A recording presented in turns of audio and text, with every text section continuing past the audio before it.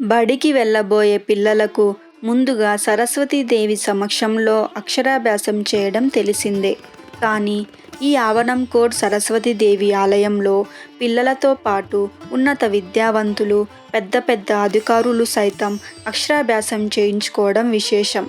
ఈ ఆలయంలోనే జగద్గురువు ఆదిశంకరాచార్యులకు అక్షరాభ్యాసం జరిగిందని ప్రతీతి.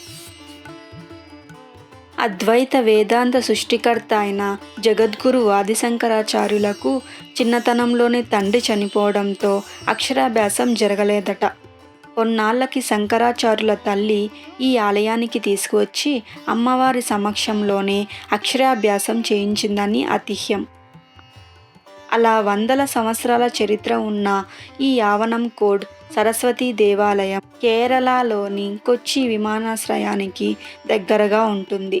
ఇక్కడ అక్షరాభ్యాసాన్ని చేయించుకునే వారికి చదువుతో పాటు వాక్కును అందించే శక్తి స్వరూపిణిగా సరస్వతీదేవి పూజలు అందుకుంటోంది.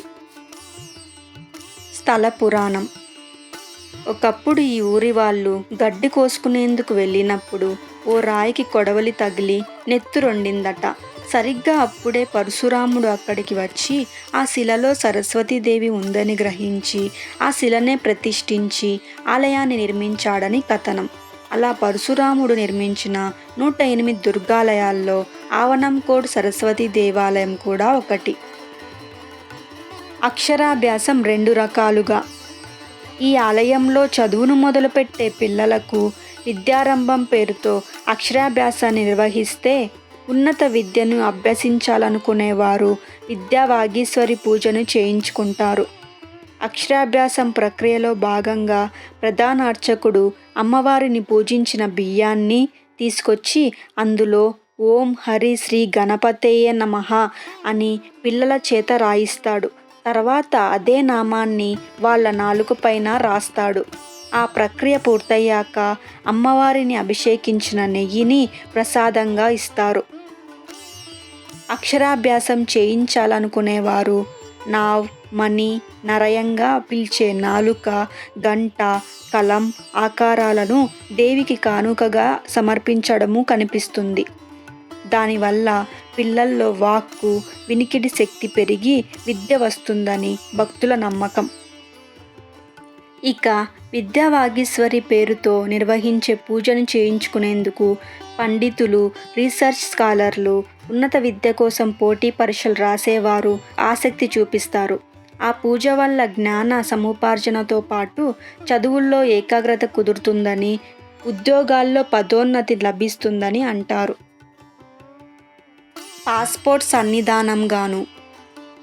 ఆవనంకోడ్ సరస్వతీదేవి ఆలయం కొచ్చి అంతర్జాతీయ విమానాశ్రయానికి దగ్గరగా నెడుంబర్సేరిలో ఉంటుంది.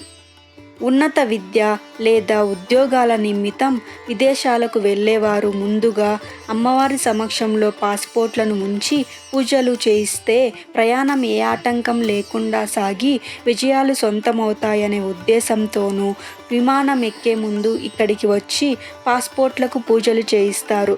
అందుకే ఈ సన్నిధానానికి పాస్పోర్ట్ ఆలయం అనే పేరు ఉంది. అదేవిధంగా కళాకారులు, రచయితలు సైతం తమ పుస్తకాలను, సంగీత వాయిద్యాలను అమ్మవారి సమక్షంలో ఉంచి పూజలు చేయిస్తూనే తమకు వచ్చిన విద్యను ఇక్కడ ప్రదర్శించేందుకు ప్రాధాన్యమిస్తారు. ఇక స్వయంభూగా సాక్షాత్కరించిన అమ్మవారితో పాటు దక్షిణామూర్తిని, వినాయకుడిని దర్శించుకోవచ్చు. సరస్వతీదేవికి రోజువారీ చేసే పూజలతో పాటు ఏడాదికొకసారి మార్చి నెలలో పూరం పేరుతో 10 రోజుల పాటు అంగరంగ వైభవంగా ఉత్సవాలను జరిపిస్తారు. ఇలాంటి మరిన్ని ఇంట్రెస్టింగ్ వీడియోస్ కోసం మా ఛానల్ని సబ్స్క్రైబ్ చేసుకోండి.